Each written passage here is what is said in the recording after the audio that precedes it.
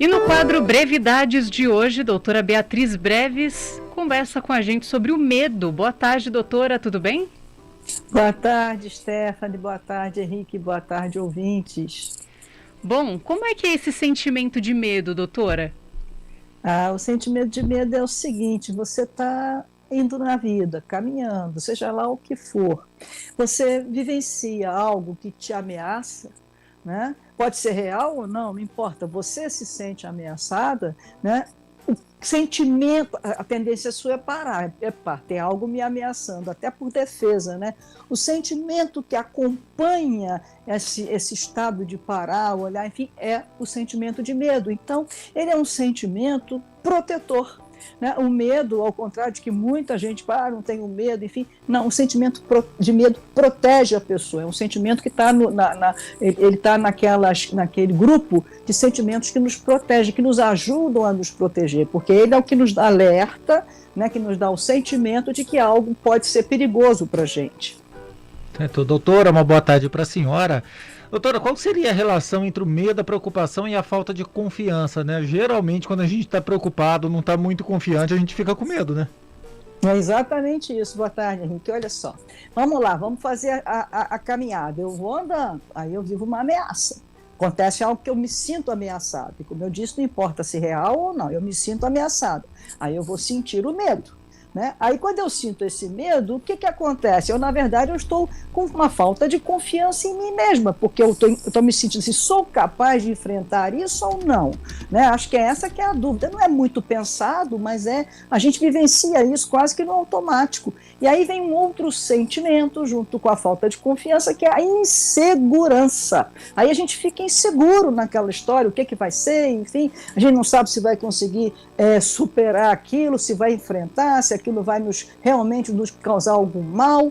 E aí a gente começa a usar do artifício da preocupação, quer dizer, a gente começa a povoar a nossa mente com várias ideias, justamente ficar preocupado, tentar pensar alternativas, enfim, sentir uma angústia, enfim, para tentar encontrar uma solução para, na verdade, tentar conter aquela ameaça. Então, a preocupação ela também vem como uma tentativa da gente encontrar uma solução para aplacar aquele medo, aí volta aquela falta de confiança, aquele medo, aquela ameaça. Então, é uma reação quase que em cadeia, inevitável, né? Diante de uma ameaça, você sente medo, você sente falta de confiança, sente insegurança e começa a se preocupar com aquilo. É quase que uma reação em cadeia. São sentimentos diferentes, mas é uma reação que anda sempre, a maioria das vezes andam juntos, eu diria. A senhora trouxe essa relação, né? Agora, quais as diferenças entre medo, fobia e pânico? Pois o medo, como eu falei, é um sentimento normal. Todo ser pobre do ser humano que não tem medo.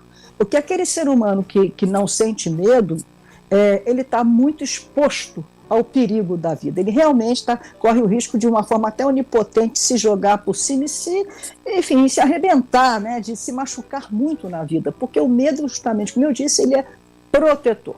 Agora, quando você tem medo, por exemplo, eu tenho medo de um cachorro. Tudo bem, eu tenho medo de cachorro, mas um nível, eu só quero ele longe de mim, eu não quero nada. Mas quando isso começa a tomar uma proporção muito elevada, isso já vira um transtorno, que é justamente a fobia. A fobia, ela já é não é bem um medo, porque é fobia, né? A gente fala um medo exagerado, mas é fobia, justamente o que caracteriza a fobia, ela é focada em alguma coisa. É o medo de cachorro, que você não consegue... Eu conheço uma pessoa que ela não consegue ver um cachorro do outro lado da rua, que ela fica entra num desespero, como se ela não sabe nem dizer muito bem o que pode acontecer com ela, e é curioso que parece que a pessoa quando tem medo atrai para si, né? Mas enfim, esse tipo de medo. Mas enfim, é uma angústia que a pessoa... É um sofrimento tão grande que a pessoa vivencia que o outro fica até assim, é desproporcional. Mas olha, ele não vai fazer nada a você. Medo de barata também, enfim. E aí eu estou falando de animais, mas pode ser de situações também. Você é fobia. Quer dizer, a fobia é um medo, quando é um medo elevadíssimo, já é um transtorno, quando é focado em alguma coisa. E o pânico, não. O pânico, ele já é uma situação em que não necessariamente há uma coisa focada, a pessoa sente aquele pânico, não sabe nem direito por quê, ela simplesmente sente o pânico, e aí é muito ruim também, porque tem alteração cardíaca, a pessoa fica enjoada, a pessoa, enfim, ela não sabe explicar e entra numa coisa, ela paralisa, ela não consegue nem, enfim. Então, e tem até aquela famosa, muito conhecida, síndrome do pânico, que já é um pânico do pânico, quer dizer, fica uma coisa. Então, basicamente, a gente pode dizer o seguinte, que o medo é uma coisa natural, normal e saudável, né? A fobia é um medo exacerbado, numa escala que já não é mais medo, já é fobia, né? Quando tem um foco, uma coisa concreta, que ela foca aquilo. E o pânico não, é uma coisa já no abstrato. Agora, é natural que você pode ter um medo que evolua para a fobia e uma fobia que evolua para o pânico. Às vezes a fronteira entre eles também não é tão assim nítida, né? Mas de um modo geral, a grosso modo falando, seria basicamente essas diferenças. Doutora, a senhora falou agora, né, sobre algumas pessoas, né, que diante dessa situação de medo, né, ficam paralisadas, né? A gente sabe que o medo, ele serve como um agente para a gente, né? Se a gente enfrenta o problema, se a gente se preserva, enfim. Mas por que tem casos em que pessoas ficam paralisadas, não conseguem reagir, ficam ali estáticas? Porque, na verdade, como eu disse, o medo, ele é um alerta, né? Pare. Ele é assim, pare, vem uma ameaça, ou a pessoa se acredita ameaçada, aí pare e olhe, né? E avalie a situação. Isso é basicamente quando surge o sentimento de medo, ele é esse alerta para isso, né? Agora, nunca um sentimento vem sozinho, né? Como a gente sempre fala aqui, eles são em grupos. A gente está focando o medo, mas tem vários outros sentimentos juntos. Então, quando você cristaliza com essa pare, né? Se você para, olha, avalia e segue em frente, você vai, apesar do medo, né?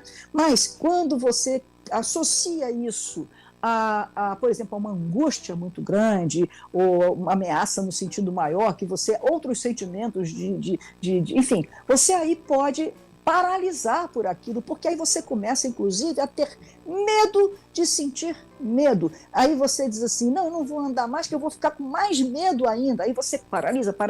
Quer dizer, e aí o que acontece? Você deixa de acessar internamente recursos internos que você tem, por exemplo, para acessar a sua coragem coragem e capacidade de enfrentamento, né? Você já não consegue mais ir adiante, aí você começa a se sentir impotente, frágil, incapaz, até pelo medo de sentir medo, quer dizer, vai agregando vários sentimentos que paralisam, e aí você fica incapaz de si mesmo. É por isso que paralisa, porque a pessoa, quando esse primeiro momento, ele paralisa mesmo, só que é um pare só que ali se você não tiver capacidade, recursos internos para recorrer à sua coragem, capacidade de enfrentamento, você vai cristalizar naquele ponto, e aí você vai virar transtorno, justamente como a gente estava falando antes, vai virar uma fobia, um pânico, enfim.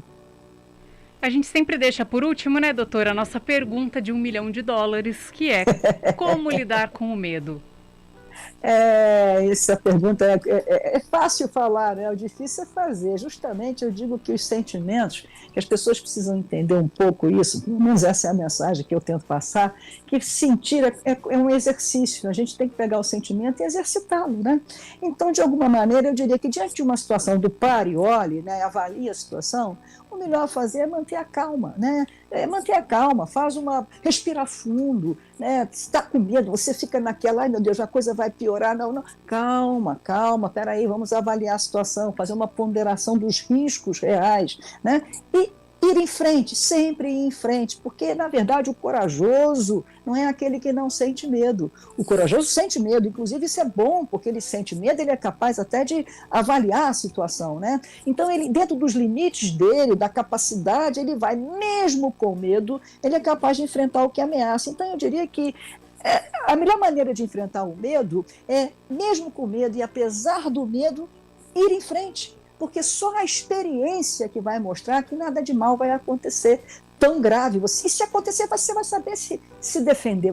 A gente tem capacidade interna para recorrer a recursos e ajuda se preciso. Então é caminhar, é não paralisar, não se permitir parar. Essa é a grande questão.